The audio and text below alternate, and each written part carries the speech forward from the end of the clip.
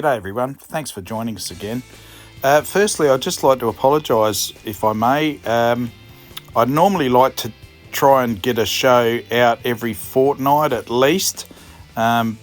Work's just gluing me at the moment. I just can't get away. Just got to try and keep as many projects moving as I can within the workshop.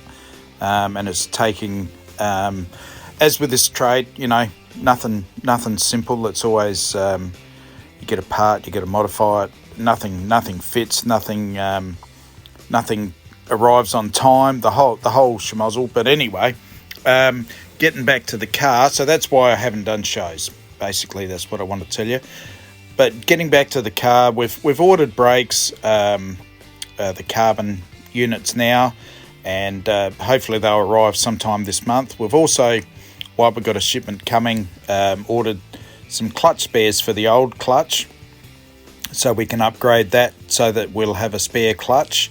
So possibly after qualifying, we could put a fresh clutch in the car. So we'll see if that's needed at any stage, but we'll have the backup there. We're going to crack test axles, all that sort of thing that we normally do. Also, we've had a bit of a look at what's required to fit the electromotion to the car. So there's many things going on that are just ticking along in the background. The head repair is underway. I believe Brett has finished welding the head, so I spoke to him yesterday, and the head was actually cooling down in a blanket, a heat blanket, so that it doesn't cool down too quick. So he's followed all the procedures to make a successful repair, and it did actually torch, as you can see there, on number 1 cylinder.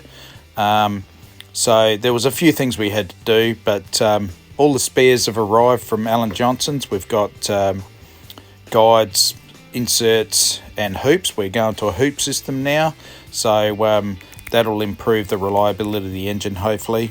And we've got some spare valve guides. You can see that one's whacked out around, more of an oval shape. So anyway, and as these inserts interlock, the exhaust interlocks into the inlet insert, we've ordered inlets as well, and I bought some spares just in case. You never know. But we're pretty, and there's all the gear there. It's not cheap, but.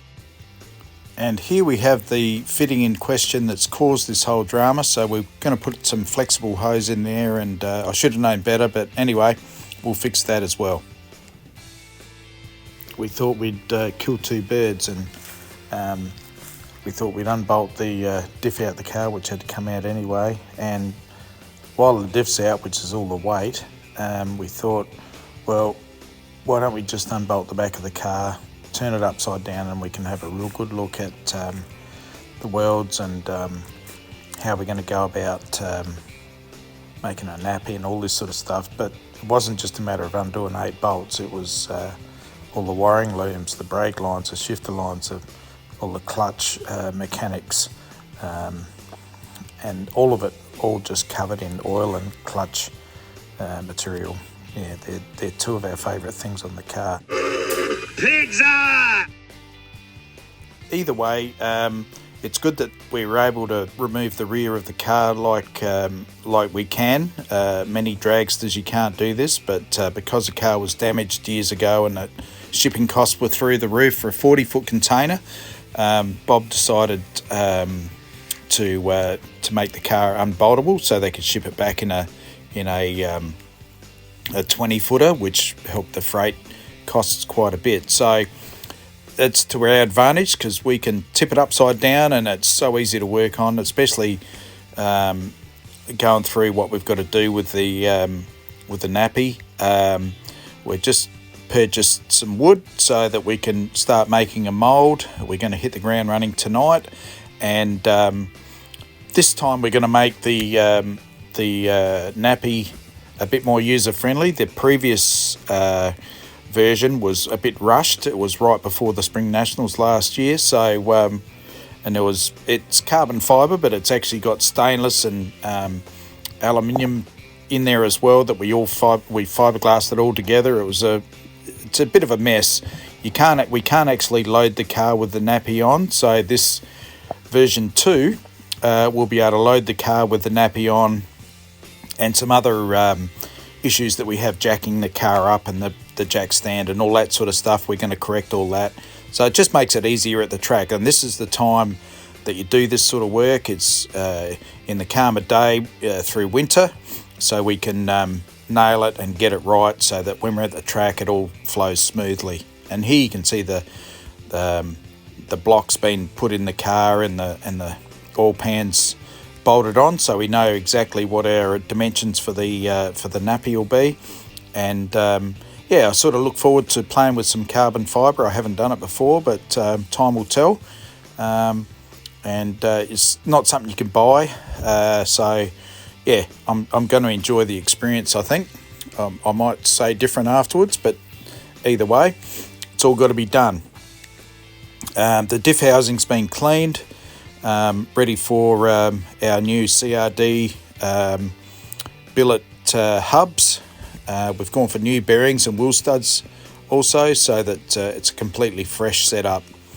And as you're aware, we need clutch spares as well, so this is part of the reason why the clutch plates were old and just brittle, and they flew apart basically from the heat. So I've had a bit of a revamp on the space for the car so that it's a bit more user friendly also.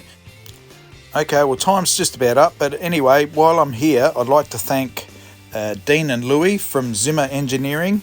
They made this new idler bracket for me, and it's actually got a load bolt, which we never had before. We've had a couple instances where the engine's backfired on startup and the pulleys just jumped across, so this will eliminate that issue. And thanks to Glenn from Lovell Transport for teeing it up. That's a really nice job they've done there, and really appreciate the hours that it took to design and cut.